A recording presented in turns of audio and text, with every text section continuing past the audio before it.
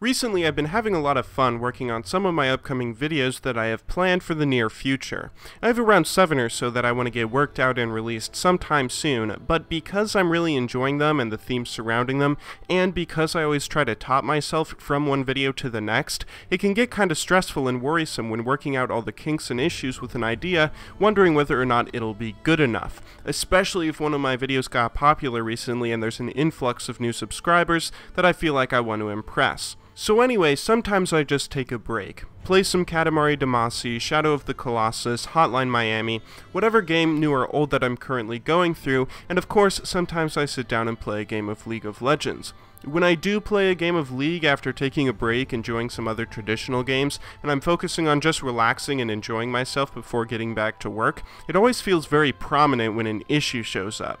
For instance, if I'm playing through happy level after happy level of Super Mario Sunshine, it's really jarring when I make the sudden switch over to League and have to deal with all the frustrations and emotions that run through each game. When I go back to any MOBA for that matter, it becomes really clear what the glaring issues in the community are and why they're driving some newer players away. And while there's a lot of issues that are prevalent in any competitive team-based video game, the number one issue I think you should all make sure that you don't get tangled up in is who plays what champion.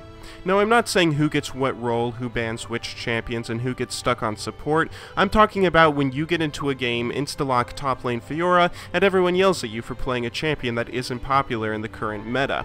There's a number of reasons why arguing about picks is a toxic thing to do and will end up hurting the team in the long run. Firstly, it discourages players from playing their best champion.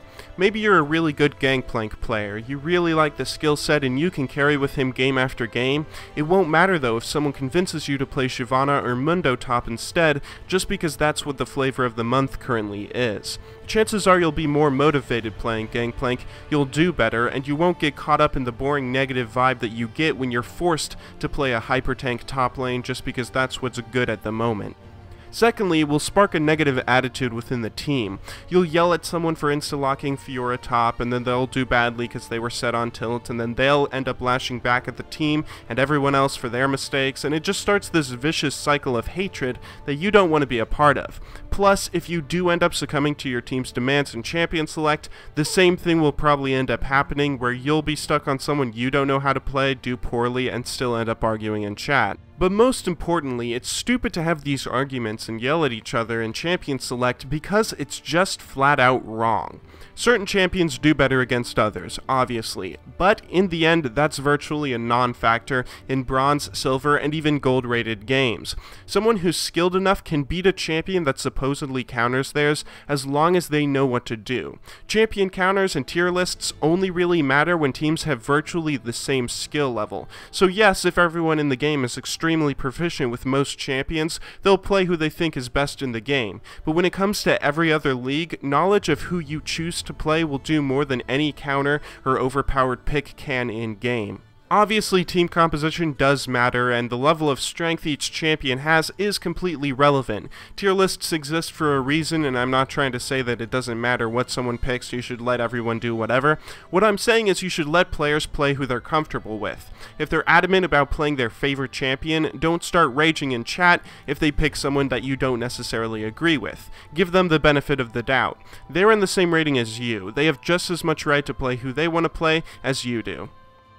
This has been said a number of times in the community, and I've even mentioned it in previous videos, I think, but it still seems to be the #1 problem with players' attitudes in solo queue and even normal games, so I want to give you all a friendly little reminder. I'm sorry to repeat myself, and I don't mean to bore those of you who have already watched all of my previous videos and have heard this before, but this really is a big issue that I hope not too many of my viewers get sucked into while playing. Anyway, I apologize for the briefness of this video, but I hope you all are looking forward to some of my upcoming content, and I really do hope you all like it. Until then though, thank you all very much for watching, good luck in solo queue, and have a wonderful day.